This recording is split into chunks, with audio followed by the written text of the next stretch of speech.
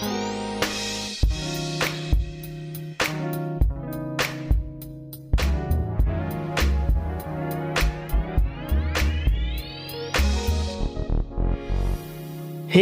and welcome to this episode of Scouting for Growth.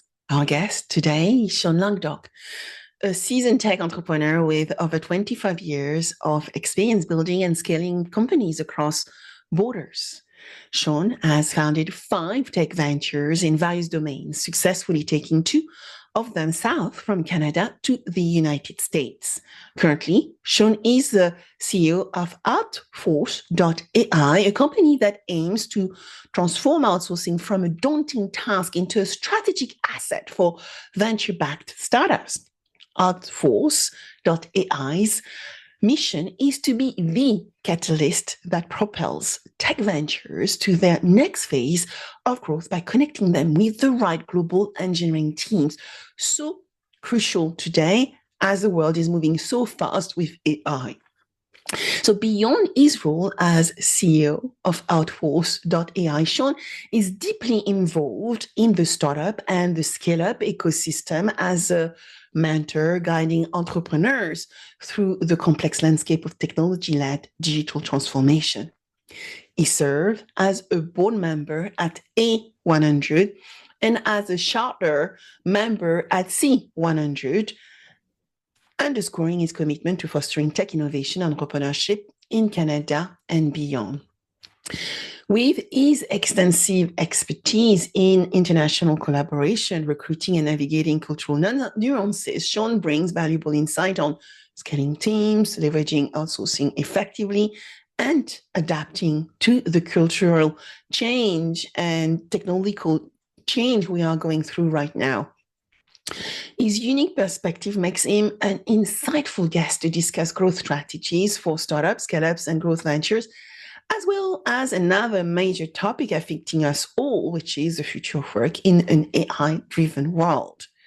In this episode, Sean accepted to share with us the lessons he learned from scaling 5 companies, how Outforce.ai is transforming outsourcing all together to ensure that businesses can build platforms and solution or marketplace or as a service capabilities that meet the need of their customers, when startups should consider leveraging external teams, and his thoughts on how emerging technologies like generative AI or quantum computing are accelerating development cycles.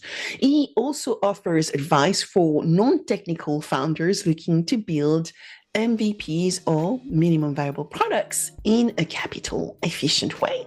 So get ready for an engaging conversation packed with actionable insight for entrepreneurs, investors, and innovators out there.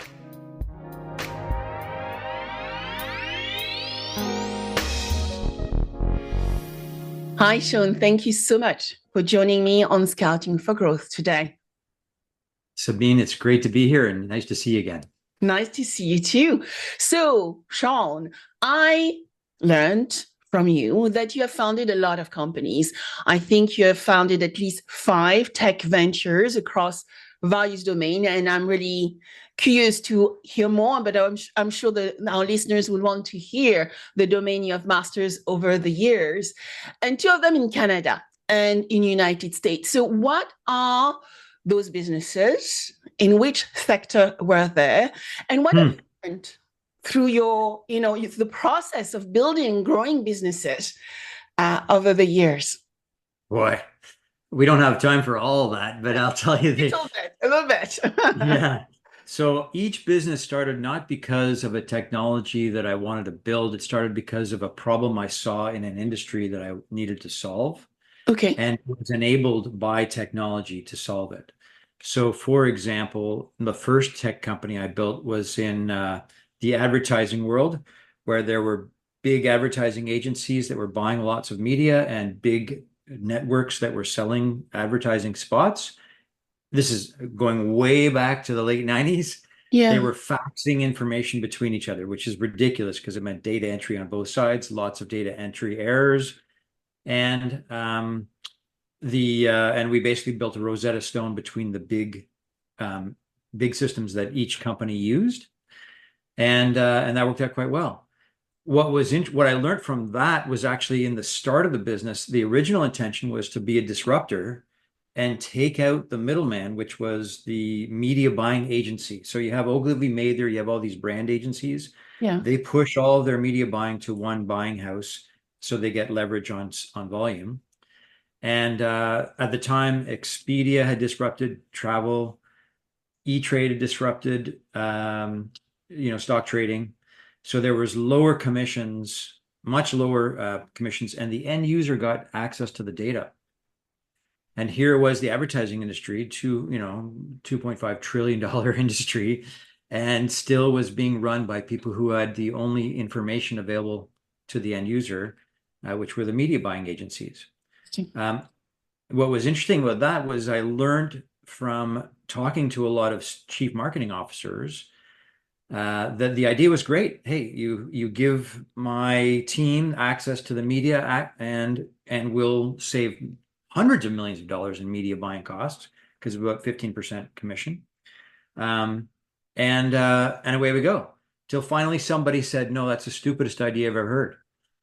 And I went, what? And the big learning was everyone will tell you you've got a great idea until you ask them to pay for it, for one, or until you understand the culture of the industry itself. So you come from InsurTech, right? Very Yeah, that's me, indeed. Yeah, lots of relationships, lots of brokers who manage buying and selling of policies.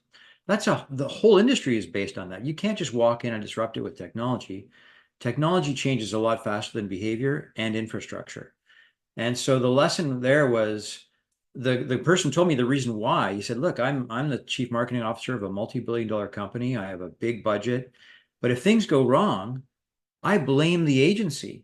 If all my people are in-house that are buying the media and the campaign goes wrong, guess who gets fired? It's me, right? Exactly. So that was a great learning. Nothing to do with technology, all about people, which generally is. But it is always about people. You won't believe, but this weekend I was lecturing at my business school, Bayer's Business School, on corporate venturing. I was doing this alongside Professor Genvito Lanzola, who is actually the lead on digital transformation. And one of the key lessons of those 2 days is what you just said. And we're talking about technology-led transformation. But at the end, regardless as to whether we have a technology-led transformation, right? We talked a lot about artificial intelligence and the risk of it. But at the end of the day, who run those big companies or who works in the big companies are people. And people are scared and of actually taking a leap. And so that's why we have to go through that digital transformation, which is really a cultural transformation. Actually, it's a people transformation. 100%. And so when you actually look at that market, you try to disrupt with technology, and you said that you probably have done that a few times. As for you, the people angle always being the reason for it to succeed or for it to slow down or take more time to achieve the outcome? That's right. That's right.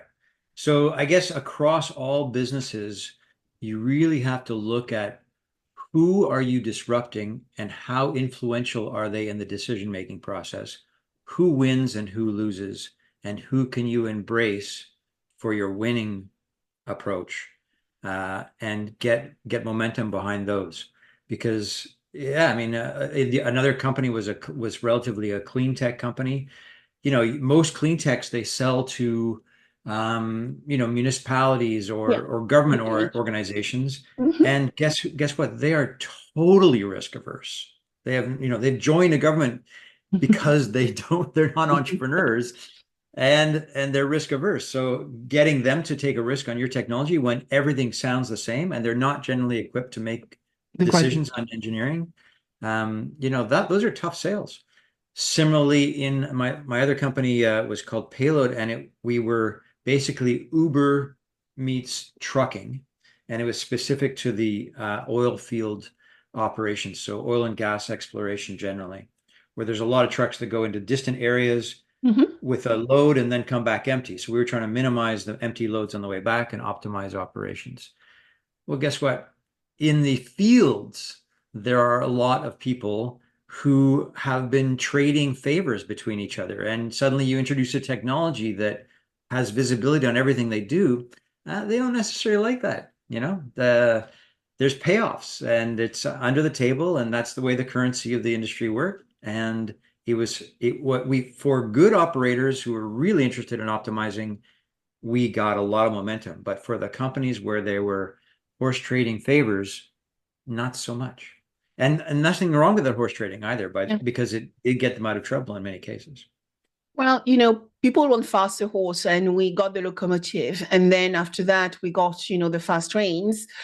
We have a great fast train between London and Paris, right? Yeah. And now we are moving into this information highway with Mhm. artificial intelligence.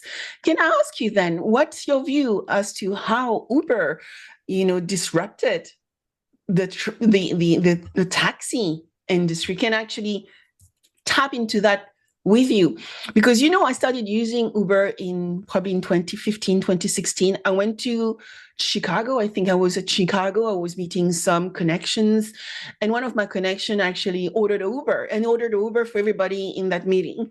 So that Yeah. is this thing, because he could at the time order multiple Ubers from his credit card. And then Mhm. I got into this yellow Uber. That was, a long A time ago, yellow Uber, that's 2015, funny. right? And so that's super cool. I can order a taxi from my phone. And I was thinking the pain I was experiencing usually in the United Kingdom, it was mini cabs and it was, Yeah. black cab. And, depending as where you live, black cabs could give you a little bit of a pain in the butt to take you there Sure. as well. Yep. So that was a revolution, not having to justify yourself as to where you would go onto Mhm. a taxi car. So, but it took a while, right, for them to scale to where they are. So what do you think was the driver for them to be where they are today? Well, billions of dollars of investment in consumer application helped a lot. Yeah, But what they really nailed was user experience. The cab, you don't know where it is, if it's going to come to your street. Uber, you know exactly where it is and when it's going to arrive. You don't have to pull out your wallet ever. You just get in and you get out and it's done. In fact, I'm now so used to Uber and Lyft that I sometimes take a cab and forget to pay and I go, oh, wait, I'm not leaving. So yeah, they nailed user experience and funded a lot of marketing. And where they were disruptive was, obviously the taxi industry. Those licenses cost a lot of money. There's a lot of interesting money in the taxi industry that wasn't ready to be disrupted. So they battled for licenses and permissions. But they knew they were going into that battle and they acted accordingly. So that was really, really strategic and really good. And it's worth watching that movie about how they did that. yeah. I have to say, we are the last week of April whilst we are Mm. talking here, Sean. And last week, I finally Mhm. had an option to get a black cab onto my Uber app. There you go. It's just started last week, and I was shocked, I'll be honest with you, to see that this agreement took place. So anything can change over time. Yeah, I, I want to go back to the conversation around people, though, sure. because we want to talk about transforming outsourcing into a strategic asset. So I would love for you to talk about Outforce.ai, right? And you are Correct. the CEO. So you are using artificial intelligence as part of what you do, which is really going to be an interesting conversation. And so, how are you transforming the outsourcing space right now and enabling small and large companies to find the people they need to get the job done? But as you said to me when we met, not into a daunting task, but as a strategic asset to grow their business. Yeah. Well, that can be answered in many ways. Let me just describe the problem that I saw as I built companies of my own, and that is that it is a daunting task to make a selection on an outsourcing agency if and when you want to choose one. There's a whole bunch of questions as to whether you should go outsource or stay in-house. But assuming you're inclined towards looking outside, whether it's Upwork or Capgemini, two extremes of categories. In the middle, is all the noise that's hitting your inbox. You know, you're getting 5 to 10 emails a day from outsourcing agency promising you the world, and most of them really can't deliver. Correct. So, so how do you select? And most people really don't have time to do due diligence on all the companies out there. I mean, you mentioned in your InsurTech, there's 100,000 InsurTech companies. How can you decide which InsurTech is best for your organization? There are literally, we have 80,000 agencies in our database that we've tagged based on what they're good at. But there is just too many for anyone, and during their regular day job with all the other things they have to do, to figure out who's good at what. So, so what do? Your default is to go to someone you trust. Correct. Sabine, do you know anybody? You Indeed. know? Yeah. And so you may know some health tech agencies that have done work with your clients. That would be great if I was in health tech. But guess what? Even if they're in health tech and they're great, their best engineers are probably already working on contracts. So it's not just having the right agency and the right domain expertise, but it's also having the right people in that agency at the time you're asking. And that's almost impossible to figure out at low scale because you don't have the time. So you don't have you don't have time, therefore you don't have data, and often you don't have a good process. Mm-hmm. Finding Sabine's friends is a good process to start, but it's not scalable. Choosing a country where you think there might be good engineers is hedging your bet. But you know, if you wanted to start a hockey team, you'd probably go to Canada, and I'm from Canada. I'm a skier, so if you chose me, you're screwed as a hockey team, right? So country is not necessarily a solution either. In fact, it's quite prejudicial if you think about it.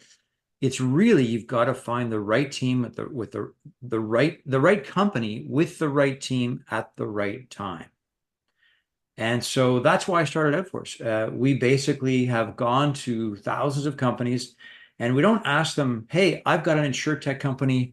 Do you do InsurTech?" They'll all say yes, right? And do you do it in this tech stack? Oh yeah, absolutely. No, they don't all do InsurTech, and they don't all do it in the same tech stack, and they don't have bench in the tech stack. They might have somebody who knew something about one tech stack. Long story short is, we ask them, we say, look, we represent companies from the UK, from North America, from Australia, who are looking to expand their engineering capacity. If we were to come with you with a client, what business would they be in? Oh, we do marketplaces. Oh, we do health tech. Now I'm getting honest answers because they've really got strength and power and muscle memory in those domains, which is really important when you're selecting, because you don't want to have to teach them about the business when you're doing this. You Yeah. want them to know your business even better than you. That's why you're hiring them as experts. And you want to have them in the right tech stack. So I would call those table stakes. And that's how we've tagged our database. Then the next level is, okay, so we send out to all the InsurTechs who are in, JavaScript and .NET. Now, out of those, which ones have the best people that are available when we're asking? And that brings it down to a very small number. And then what's the cultural gap? What's the communication skills?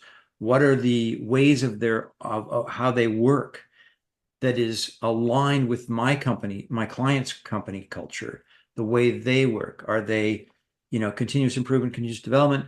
Are they waterfall? How do they work? And how does this vendor work? That's when we get into deeper due diligence.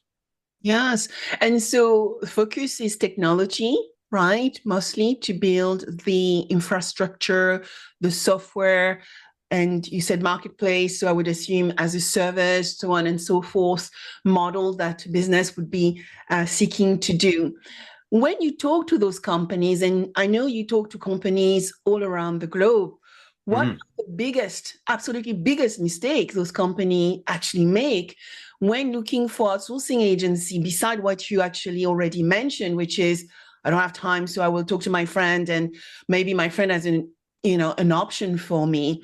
When you think about it in a structured way, what are the patterns you usually see and you want businesses to avoid making in the future? Right. Excellent question.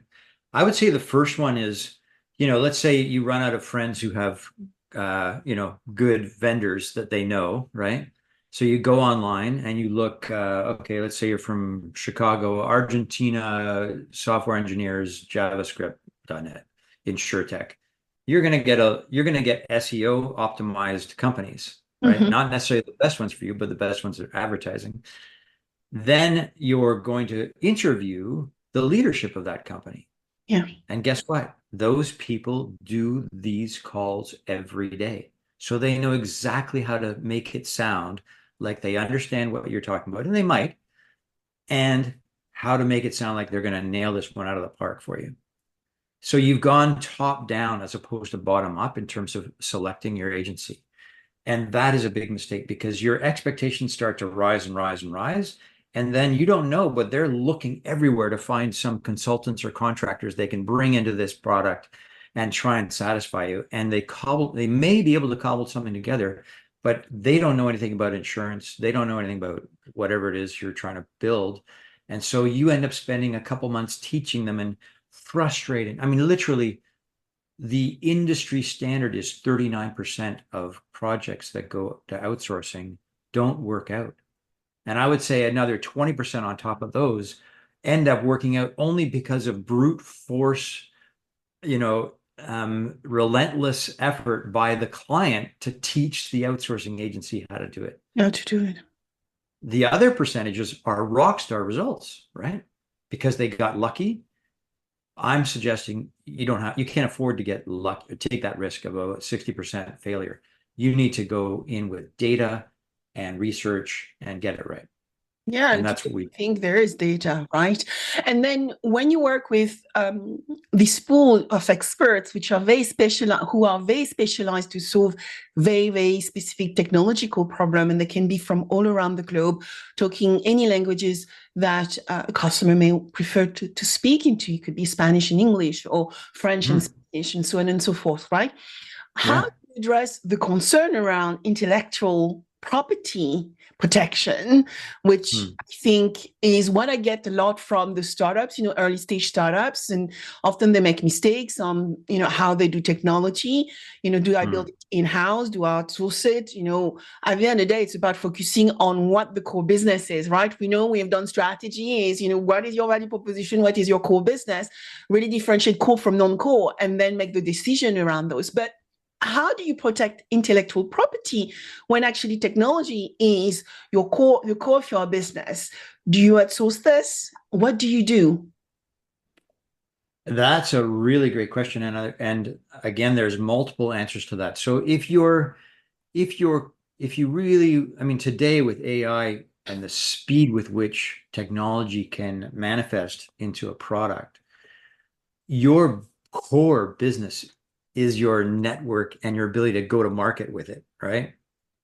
So speed is the most important thing. Speed is the attractor for delivering on getting first customers.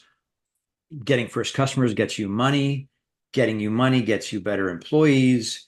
Getting you better employees and more money and more, it gets you more customers. And it's just a flywheel that starts to go, right? So speed in this era is way more important than anything else. How do you get speed? You get experts who know how to build your product.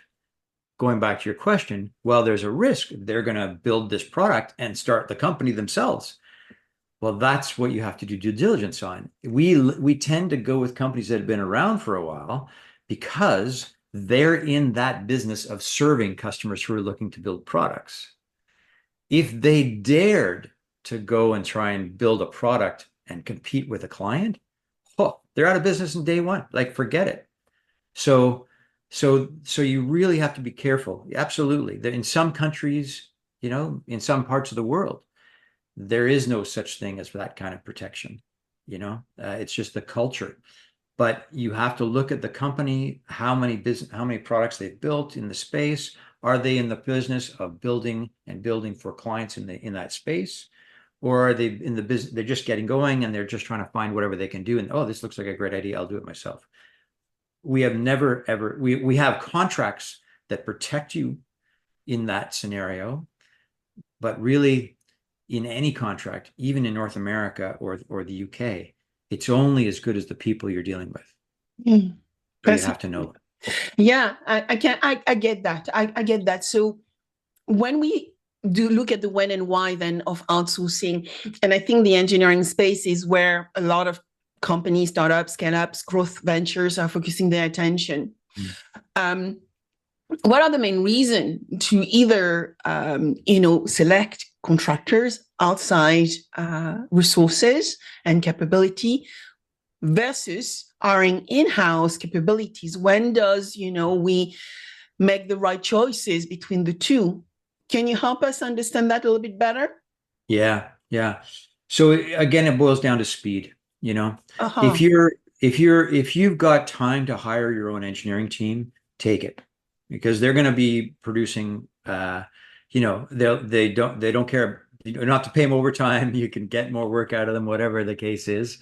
But most people don't have that time. You can build your proof of concept. There's another reason for outsourcing actually. In the proof of concept stage, generally a lot of people who have business domain expertise, a person like me who sees a business problem and wants to solve it with technology, you give a lot of equity to that first engineering team Mm-hmm. because you don't have the money. Well, that equity could be worth a ton of money, and they're maybe building this for their first time. You trust them to build it, but they could screw up in a lot of ways, right?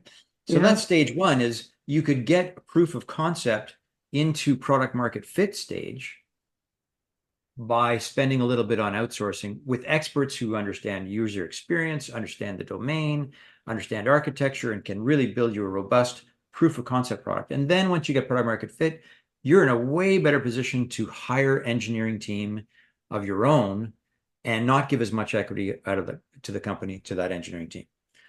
Forgive me for all the engineering founders. No, that's great because as you were actually mentioning that, I said, okay, we are talking about early stage, right?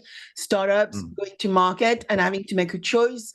And actually, what you are talking about is about safety, speed, but also safety of delivery and making sure the product is compliant to the requirements they are Yeah, they don't to know the all the market, right? regulations. Yeah, health tech, all those things. So then let's assume you didn't do that and you hired your friends as engineers or whatever you did, Yeah. or you are the engineer who started the company. You might not be the engineer that takes it to the next level, Yeah, and right? I was thinking about that, right? When you're actually scaling, how do you get that company to enterprise grade solution, right? Think about Series A. There are so many startup party now, right, with the level of Yeah, investment and uncertainty who cannot scale their business. What would be your right. recommendation here? Bingo. Yeah. So you bootstrapped, you got a couple customers. Now you've had success. Yes, you're right. You got Series A or even Series B. Yeah. And now your investors are introducing you to bigger clients. And you can't copy and paste the code to that client's bespoke needs. So you have to have a more scalable and robust back end. And at that point, you have to decide, okay, I'm going to let my engineers continue to service our existing customers, but I'm going to bring a new engineering team to build a more scalable product. That's a really good reason to outsource. So you can, at the same time, have some knowledge transfer from your existing team to the outsource team. The Yep. outsource team should be very well steeped in, the tech, already know the business and the technology very well, like I said earlier.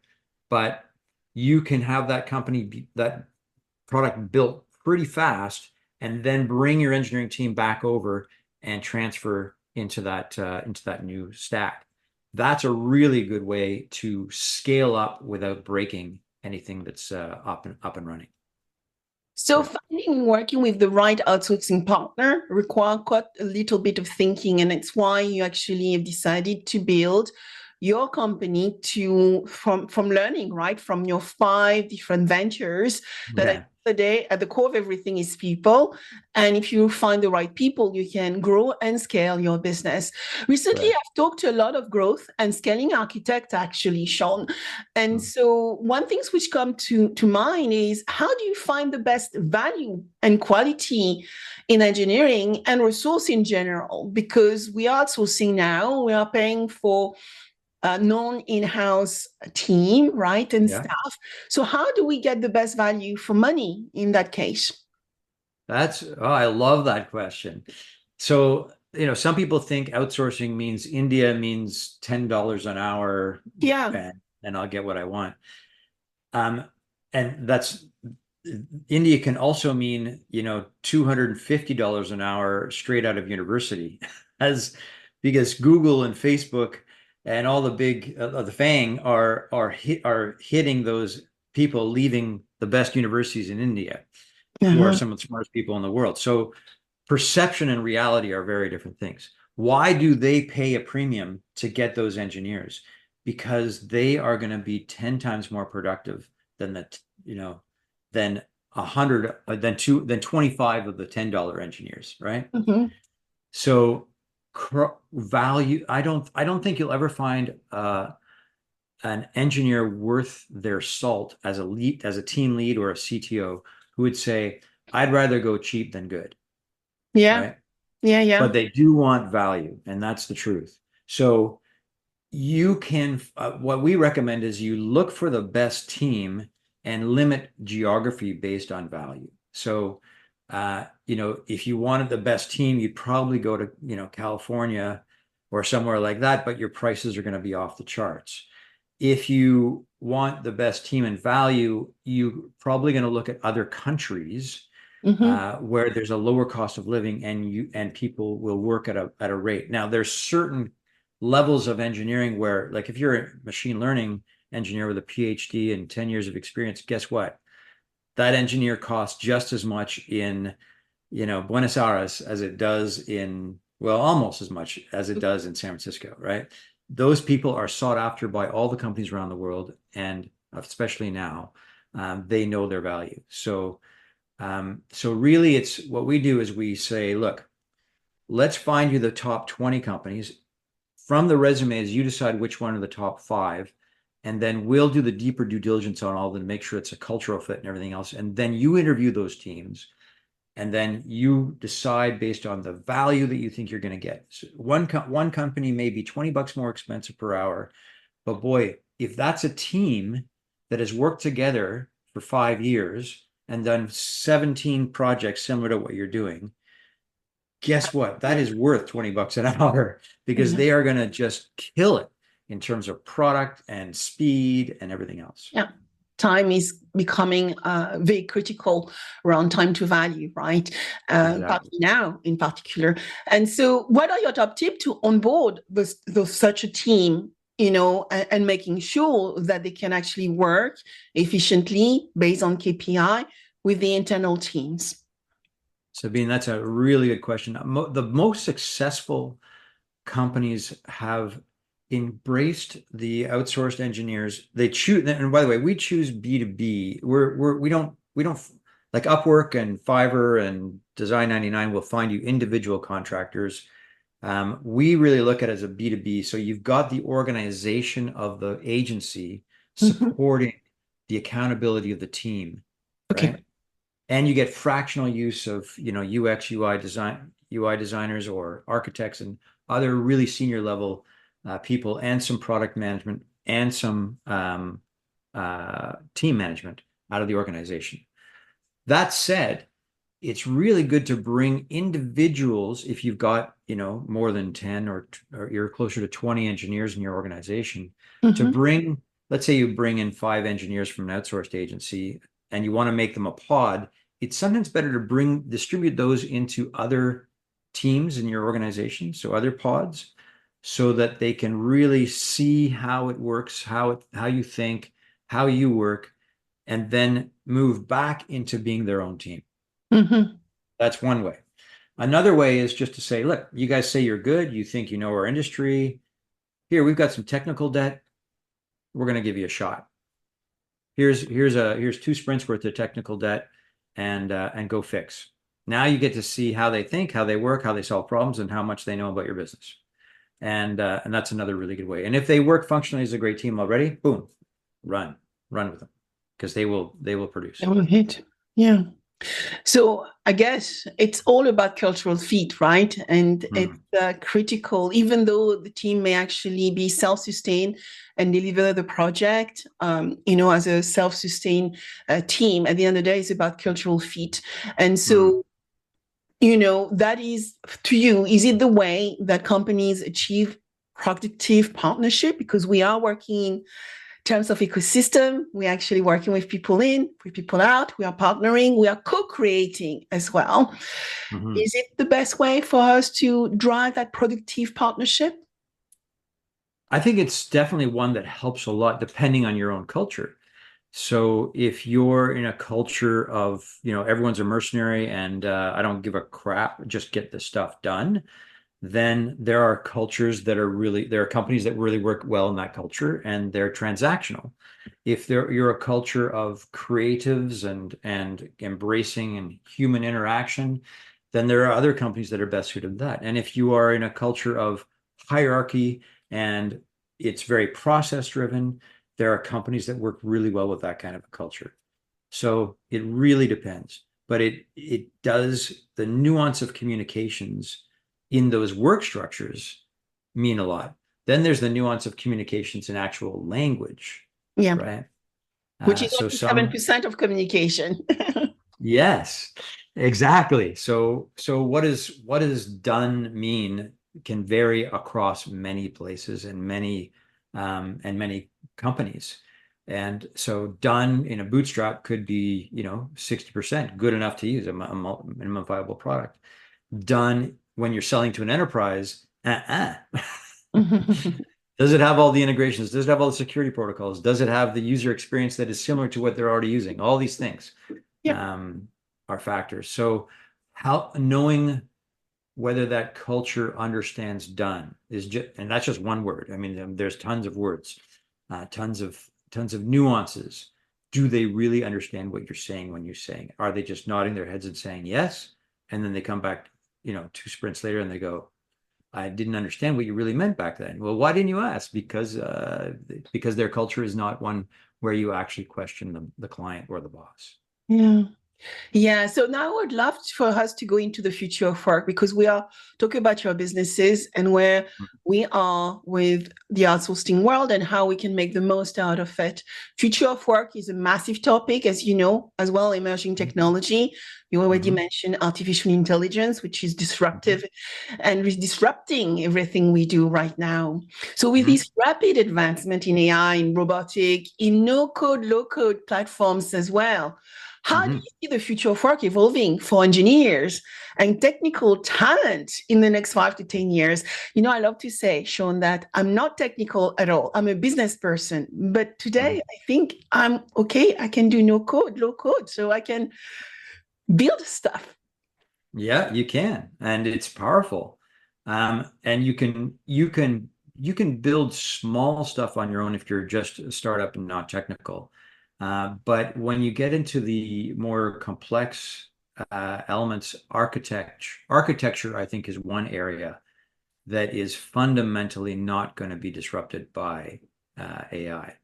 I think the low end, grunt work of engineering is definitely going to be disrupted, and a whole bunch of other industries, process automations are already being disrupted.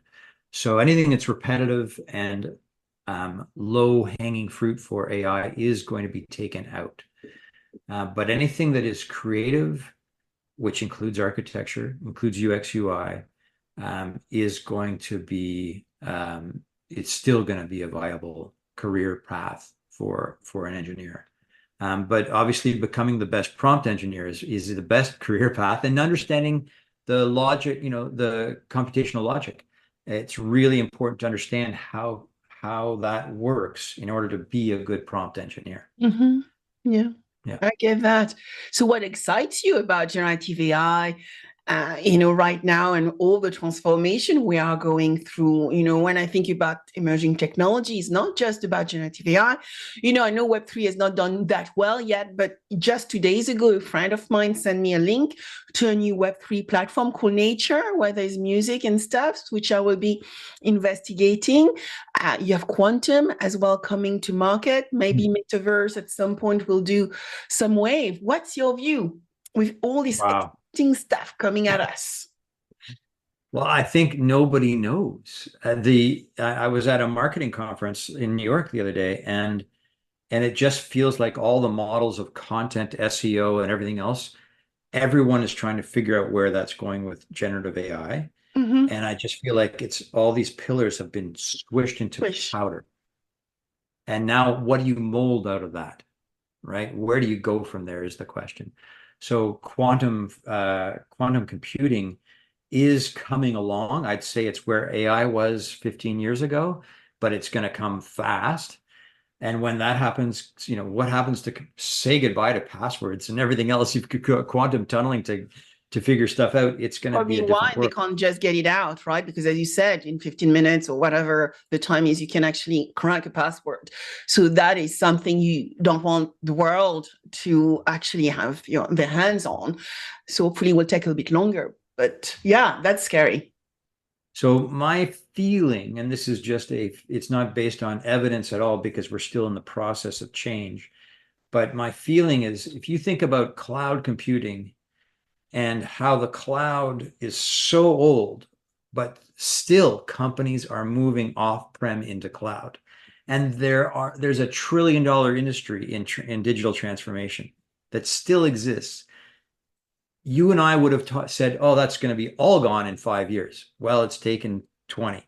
So I would say that as we started off in the conversation, behavior versus technology. Technology is accelerating way, way ahead of humans, and our behaviors are going to be slow to catch up. So people will still hire and DevOps engineers. They're now ML ops. They're whatever. They're the ops. The prefix is changing, but they're still ops. They're optimizing data, and there's so many companies with so much data. They're talking about these last few weeks about the big companies have run out of data to capture for their learning for their models. So they're doing synthetic. So they're now starting to work on synthetic data. But there's these warehouses of data at all the companies that has not yet been available. Yeah. And so I think what you're going to see is a lot of this AI being put into the companies, but you have to clean up that data. A lot of that data is totally useless to modeling because it's not structured enough, and there are not enough ways to model against it, or their peculiarities, the edge cases. There's so many edge cases in so many industries. So I think there's going to be a lot of work in the data around corporate data now that it is moving to the cloud. It's still moving. Yeah. And it can be leveraged with the tools they're now available. I was thinking about your comment around digital transformation. The term, I gathered, was invented by Capgemini in 2011. And, Okay. when you think about it, right, 2011, it's a while ago. We have been, as you said, on this roadmap of digital transformation. But the problem is still there because so many corporations are scared to change. And the speed at which digital transformation is coming at us because of tech-led transformation means we have to change the people inside the organization. And when you think and you talk sometimes, I'm sure like me, you talk to people who are in their 50s, and I'm in my 50s, but I'm still going at it. Think about people in their 60s waiting to go into retirement. Often I get, Sabine, don't talk to me about digital transformation. I've just got 5 more years. Exactly. Yeah. Right. So it's still going to be there until we get to the next generation. And then you have the generational change where I guess Gen Zs are digital smart ready, right? Everything is on their smartphone when they get them, or as babies when they play with them. And so that is going to drive potentially the next level, I guess, of transformation. It's why digital transformation is still going to be there, I think, in the next 20 to 30 years, because the tech is advancing. And when quantum comes out, we have another problem, as you said, to solve for. Yeah, I'll take that a step further. So my first company I mentioned was in the media space. And I remember going to a conference early in that where Google was, pay-per-click, all these new media entities were just, Google hadn't started yet, but Yahoo was up there, and and AOL and this concept of pay-per-click and accountability and advertising was really, there were the pioneers who were trying to advocate for it. And then, like you say, the 60-year-old manager of a company and at a newsprint company or a radio station or whatever was just saying, forget it. And the advertising agencies were not embracing it. Some, I should say, were not embracing it because, and this is the speech I heard, this whole industry is based on one thing that we love, and that's branding. And branding isn't measurable. It's under which we can all spend gazillions of dollars, and this whole industry is based on branding. Well, guess what? He was dead wrong, of course. And eventually things took over. The same thing is going to happen other industry. Every industry may not think they're a tech industry, but they're tech enabled at the end of the day. And if you want to hire people anywhere below the age of 50, you have to have tech enabled work environments for them. And even more so now, the ChatGPT, people are being, think of a kid raised with ChatGPT. It's expected. If you don't have voice activated user experience, you're out of business. So there's a lot of work to be done. At some point, it will be the factors as to whether someone comes and work for you or not. I remember many years ago, and I cannot confirm or non-confirm whether this is still existing. But in insurance, we had a lot of green screen, and I used to write to a lot of young people who actually would stay 1 week, 2 weeks, and say, you know what, I've resigned already because I didn't realize insurance was so backward, for instance. And so I'm trying to be careful because that was probably 10, 15 years ago. I still saw the green screen. And so I've not been in departments when I've seen them in recent years.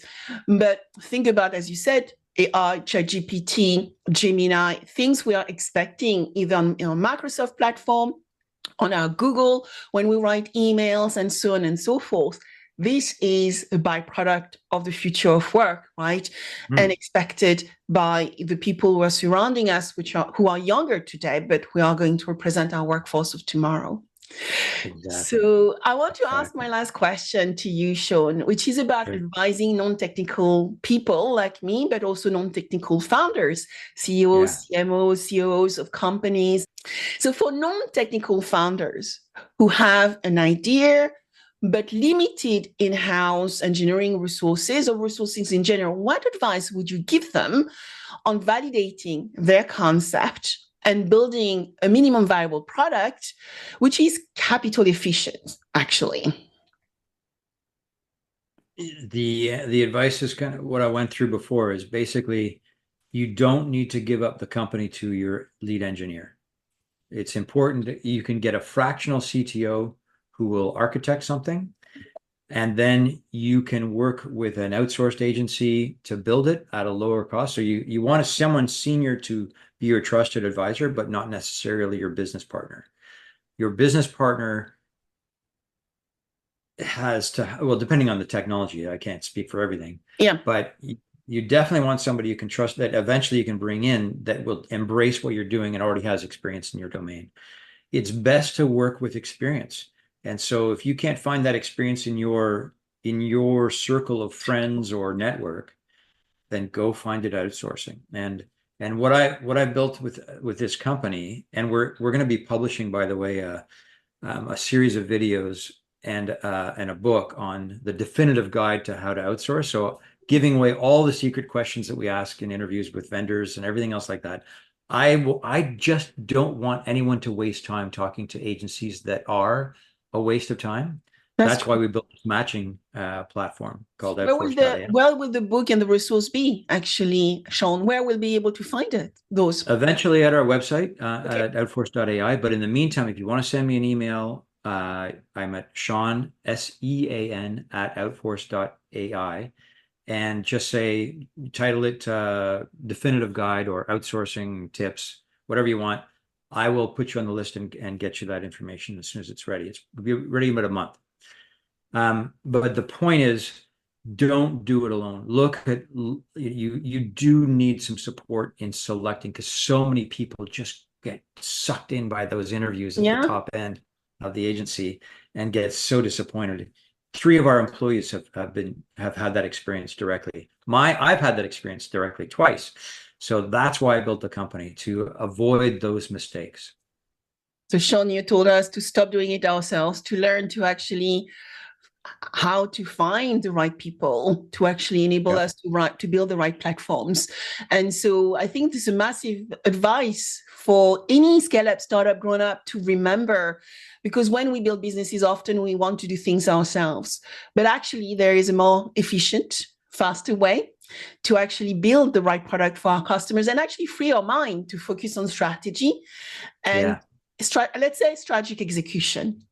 So thank you so much for joining me today on Scouting for Growth. And as you said, we can find you on LinkedIn, but also we'll be able to find you on your company website, which I would add at the end of the podcast notes as well. Thank you, Sabine. Okay. Thank you for joining me today. Thank you for having me, Sabine. It's been a pleasure.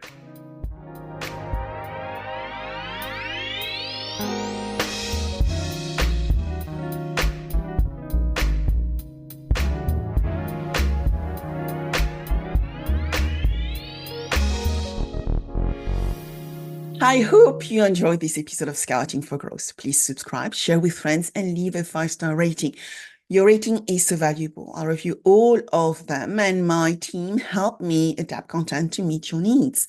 Also, connect with me on my preferred channels. I am a B2B growth expert, so you will find me on LinkedIn, Instagram, and Threads, and X as well as Blue Sky.